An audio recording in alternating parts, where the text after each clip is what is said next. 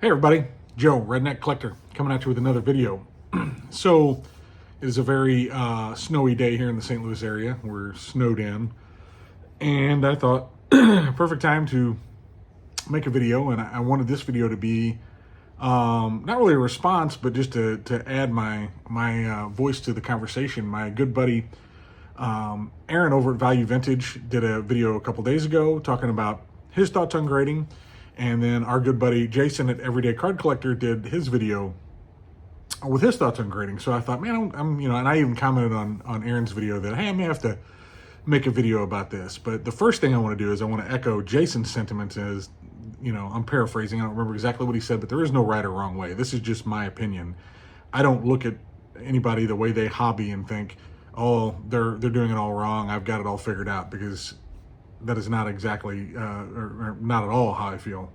In fact, I could see myself, I think we're all evolving, most of us. I shouldn't speak in absolutes, only Sith deal in absolutes, but I think that a lot of us are evolving. I know I am, just as I, have always been into vintage, but I've also always been into modern.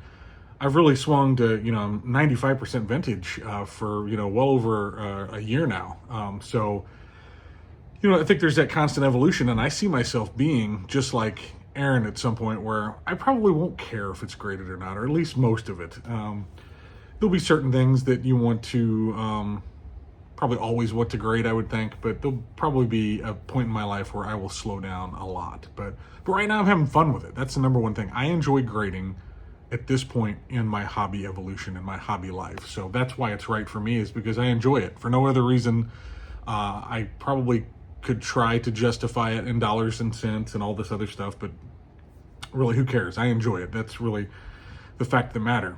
Now, I started grading. I got back into hobby late 2016. By early 2017, I was all in. Well, I think I did my first grading order through my LCS, which RBI Cruise 7, St. Louis area. If you've never been there, you make it through St. Louis. It's like one of the top hobby shops in the nation. They've moved. They're in the St. Peters area and getting ready to move into a bigger store in O'Fallon. But anyway, check them out. They were doing Beckett submissions. And at that time, in 2017-18, let's call it 2018 when I did this first submission, Beckett was, they were up there. They were pretty well top of the heap, at least with modern.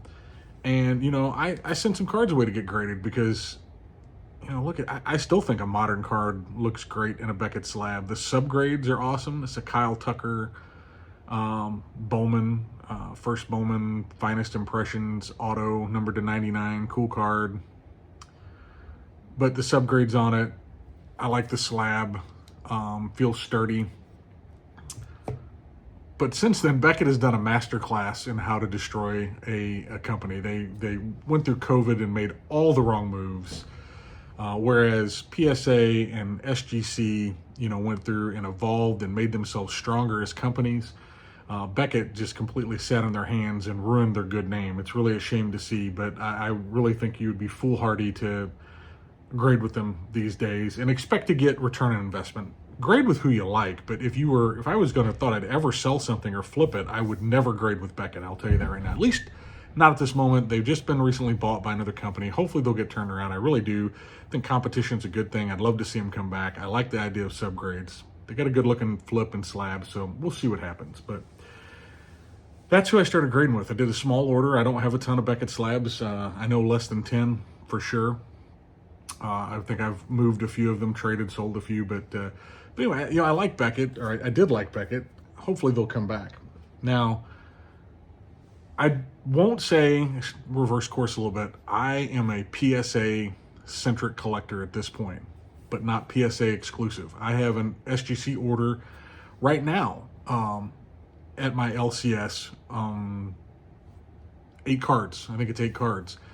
Things that oversized or would be considered oversized with PSA that would have cost me $40 to grade with PSA are $15 with SGC. I can't justify. I had 3 cards that would be considered oversized with PSA, so that'd have been an extra $25 per grading. I could have bought a $75 card. That's, kind of to Aaron's point, you could spend the money you'd spend on grading to buy another card. And that's what I thought. So the other cards are I'll get into that when I get to hopefully the reveal here in a couple weeks. But I'm okay with SGC. I don't hate SGC by any stretch of the imagination, but I am PSA centric. I'm not going to lie about that.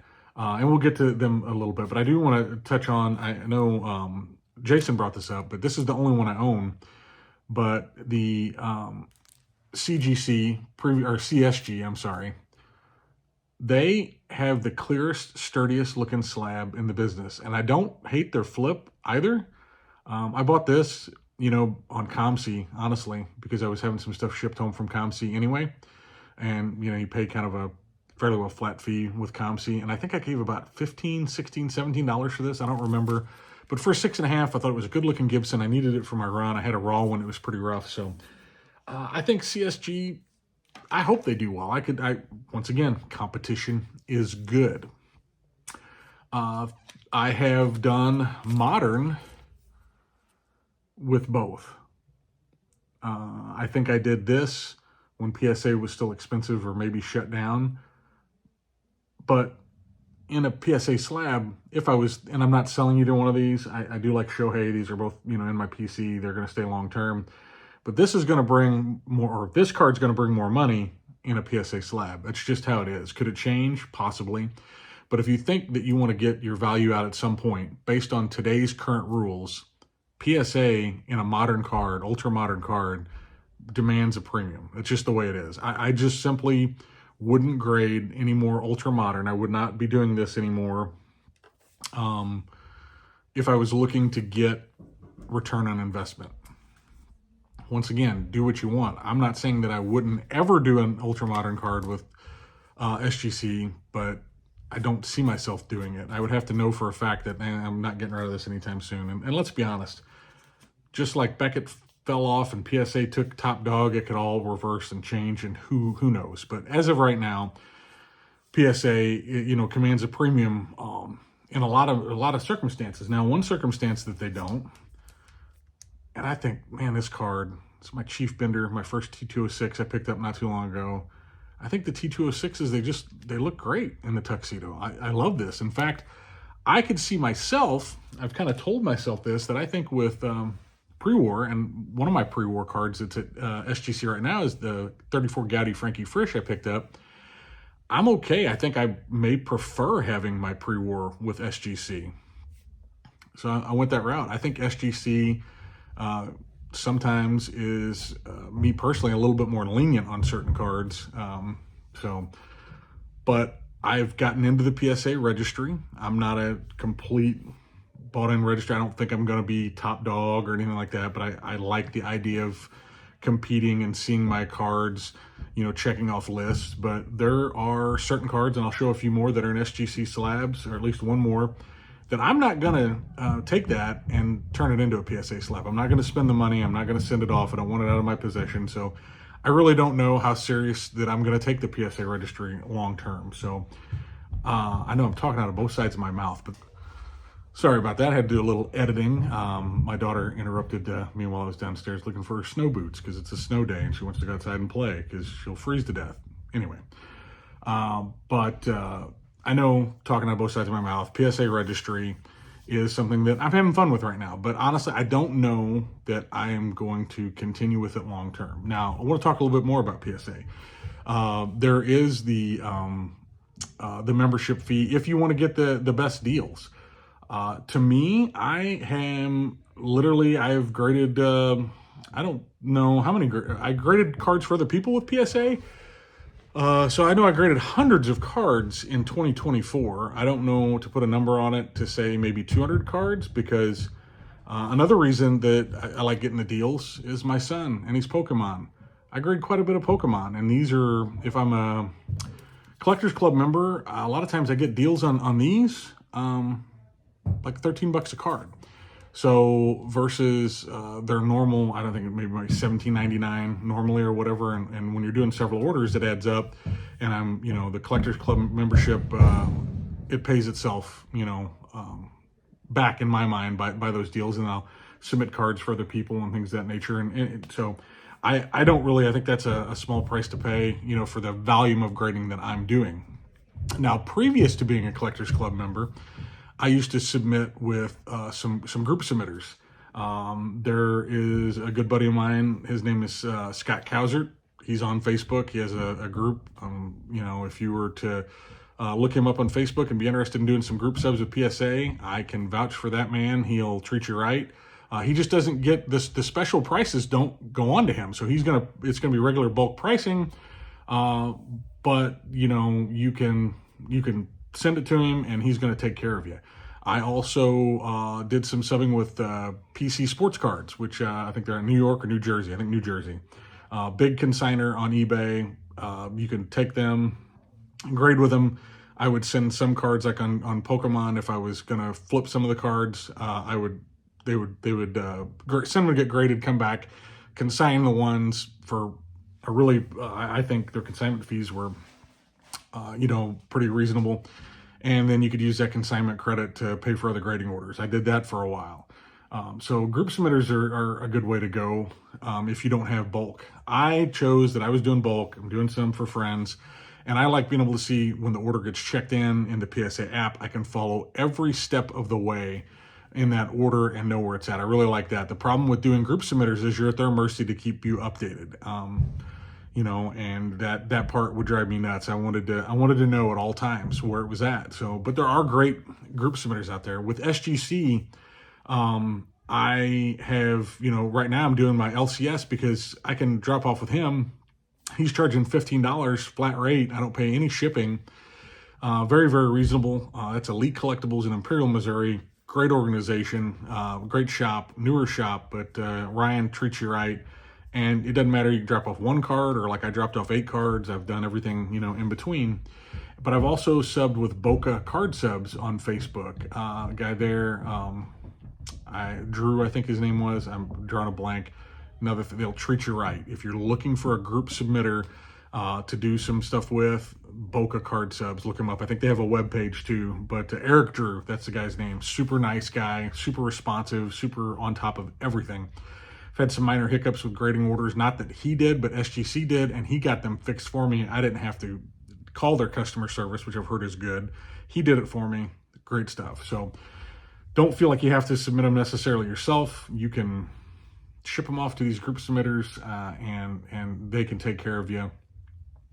It is one extra ship though, right? One more time that the USPS or UPS or FedEx could mess things up. I will tell you that I will ship USPS priority mail. I'll wrap it in a smaller box. I'll get it all nice and bundled. I'll put it in team bags, broken down, however many cards I can get in a team bag and inside the semi-rigids. So if I get 8 or 10 in a bag and break them down or whatever, get them rubber band together, put everything in there, put a smaller box, and then place that in a larger flat rate mailer. I could probably send it cheaper, but I really like the flat rate mailers. The priority mail flat rate, they get there quick, and they're pretty, nondescript, if you will. They're white, people know that they're priority mail. They have no idea what's in them. So I like to send those. But anyway, so just some options. If you're not familiar with that, just throw that out there. There's different ways to do it. But the Collectors Club membership works well for me. Now, back to some of the reasons why I like to grade. Honestly, I get a kick out of it. I like to see if I can buy something raw, because a lot of times I've gotten some good deals. Cards that I would not have gotten in the grades that they're in. And I'm going to show you one right here. I bought this card raw. It's a beautiful 56K line, pretty well centered. Bought it raw for, $30 or $35. I paid a little bit on the higher end, I think, for it, but I knew it had a good shot. And look at that, it's a 7. I don't know what BCP is on this recently, but I'm going to say it's north of $200. It's another reason I like to grade is VCP. I've started using it more to track my collection values because I'm printing off that way in case something ever happened to me. At least the cream of my collection, because probably less than 1% of my collection is graded when you think about the boxes of commons and complete sets and even the boxes of top loaders and binders that I have. But at least the cream of it, if something were to happen to me, I'll have this printout that my wife will have, and she'll know roughly based on whatever time I'm going to keep this updated from time to time. This is what the rough value of the collection is, and in order to do that, VCP, having that graded that grade allows it to track. But You know, that alkaline represents a win. Here's another one. Same. Bought these two at the same time. It's a 1960 Ernie Banks. It's not quite as nicely centered, but I knew it was a sharp card. And same thing, I gave around 30 or 35, I think, for it. And it got a 6, right? So those are wins. I couldn't have touched, you know, those cards. And I think I sent them in a vintage deal where it was like, you know, maybe $16 a card, $17 a card. So I have $50-ish into each one of those, and they're both worth more than that. That's not the only reason I did it, but it is fun. Not gonna lie, it's fun to know, hey, I had that win. Another one from this last year, beautiful 67 Gibson. I gave $25 for this card raw. I knew it was a winner. I knew I would do okay on it. Came back a 7. Just beautiful card, right? I could afford those, but I'd have to save up more money. I probably wouldn't buy them. I'd rather take the chance, buy it raw, and see what happens. Not all of them are winners. I bought this. I thought this would do better than a 4.5. 66 Fergie Jenkins. Came back a 4.5. I think this card's a little bit better than a 4.5, but, you know, I'll tell you right now, neither grading company is perfect. There's fanboys on both sides will use the term, because I do think there are people that are like, oh, PSA is the only way, or oh, SGC is the only way. And I'm telling you right now, I'm going to show you one example and talk about another that I think I've talked about before, where somebody got it wrong. Both of them had differing opinions on it, you know. And I think you all have to keep that in mind, is that don't put too much faith. It's just like the weatherman that said this was going to be snowmageddon at my house. Now we've gotten some sleet. We're going to get some snow, but it's not the blizzard that they predicted. People are going to say one way or the other, but I'll show you this. That's a beautiful 53 Yogi Berra that I thought I got a steal on it on ComC. ComC had it listed as near mint, and the seller had $77 on it. So, of course, I jumped all over this for $77. I submitted it through ComC to their PSA, whatever they were doing, some deal at the time, where it was supposed to be a faster turnaround for like $27 or whatever it was. First of all, it took forever. It was not fast. It would have been faster if I submitted it myself. But PSA sent it back saying it was recolored. So, of course, I reached out to ComC, and this is positive ComC story for them. And I said, hey, I've got a problem with that. You all said it was a near mint card. You know, I bought it in good faith. What can you all do for me? Thinking I would get a little bit of kickback. Well, they gave me my grading feedback, but they also refunded me the card. So this was a free card. I have nothing in this card. They refunded my money. So way to go, ComC. I felt like they took care of me. Now I resubmitted this to SGC because I wanted to get their opinion on it. And you can see they said evidence of trimming. So which is it? I don't know. If they trimmed it, it has to be just like the best trim job I've ever seen. I'm not going to argue with them. Someday I might crack it and resend it just to see if they say the same thing again. It might be worth it to me. Until then, I have a PSA 3 of this as well, but I have a beautiful card. But my point is this: I wouldn't necessarily put all my faith that either company is going to get it right. A good friend of mine, Brian, I'm pretty sure I showed this on one of the reveals, one of my early videos.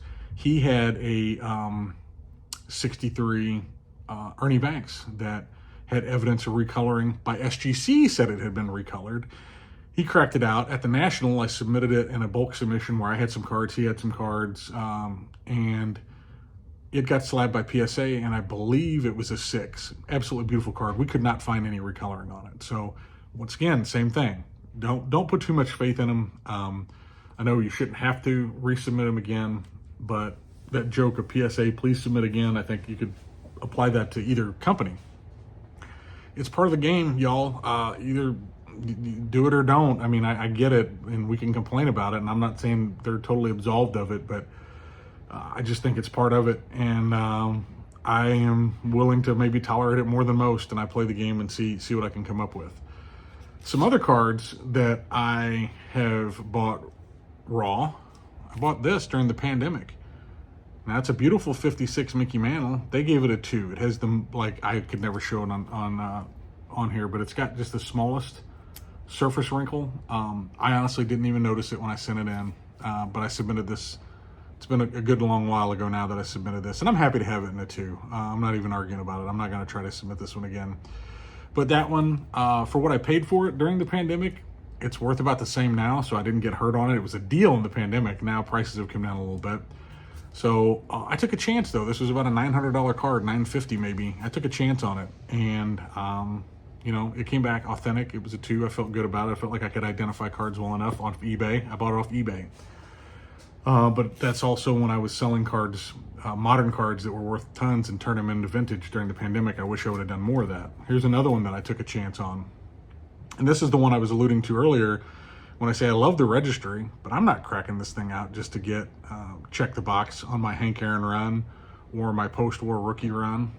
I don't know. So I honestly find myself second guessing, will I submit as much with PSA? I mean, probably. I probably will for the near future. I've got a fairly good size order there now. I do enjoy PSA, but I have no problems with SGC, and I could see myself maybe slowly doing more as I get into pre-war, doing more with the SGC slabs. I like the difference in price is nice when you start talking about, you know, if you got 10 cards and it's not a bulk, not a monthly special. Bulk pricing at PSA is, you know, like $18.99 a card, call it $19 a card, versus CGC or SGC at $15. So there's $4 difference. So on a 10 card order, it's $40 you would save at SGC, and you'd get it back faster. So there are pros right there. Pros for PSA to me is I do like that set registry. I do feel like that a lot of times, even in the golden era where a lot of my vintage collection lies, PSA gets that bump. But I don't begrudge anybody who chooses SGC over PSA. I don't. It makes a lot of sense. Save $4 a card if there's not a special, and get your cards back, you know, probably 4 to 6 weeks faster. I get it. But this is where I'm at right now. I like grading with PSA.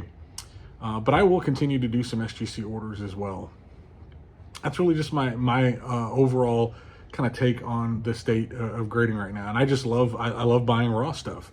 My next video, I'm going to do some pickups that I bought that I think I got good deals on. I think if they grade where I want them to grade, I'll have gotten a better card for less money versus going out and grading it. Because the other thing that I find is that a lot of times people, if they've got a graded card, they kind of know how much it's worth. If they've got a raw card, they may not be as familiar with it, or they can't discern grades as well. They might think, I mean, it goes both ways. Sometimes they think they've got something that's in VG condition, that their pricing is near mint, but it also goes the other way. Sometimes I've seen that Gibson, the 67, the seller had it listed as VG. It came back a 7. In the pictures, I knew it wasn't VG. I knew it was better than that. I thought it was at least a 5 or a 6. So that's part of where I get the kick out of that part, right? That's how I choose to hobby. That's one of the things that I'm getting enjoyment out of. If you don't want to put yourself through that, oh man, take the chance. Is it trimmed? Is it fake? Is it, you know, I get it. I mean, I don't think you're wrong for skipping past that and just buying graded. This is just why I choose to grade, because I feel like it's a value proposition. And also, you know, I think I've said this before, maybe not in a video, but I know I've said it to people. Instead of the gamble of opening wax, now it's the gamble of when I get my PSA reveal. Did I do okay, or did I lose out? The ROI is usually a little bit better than busting wax, but sometimes it can be disappointing. So I will continue to do it. Maybe it's I'm chasing that gambling itch a little bit by grading. I don't know, but I do enjoy it, and I'll continue to do it.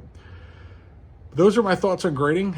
Just again, want to echo what Jason said. There's no wrong or right. This is just my thoughts and my opinion. I mean, I get everybody has one, and there is no better way to hobby than the way that you choose to hobby. And I also think that I am on an evolutionary trail, just like my pre-war pusher, Aaron, is, you know, I'll probably get to a point where like, why do I want to grade it? Why do I want to have a $600 grading bill? I could buy another $600 card. I could see that coming at some point too. I think I'll always do some grading, but I might slow down. We shall see. But there you have it, folks. There's my thoughts on it. Love to hear your comments below on what you think about it, or if you think anything I said was totally off base.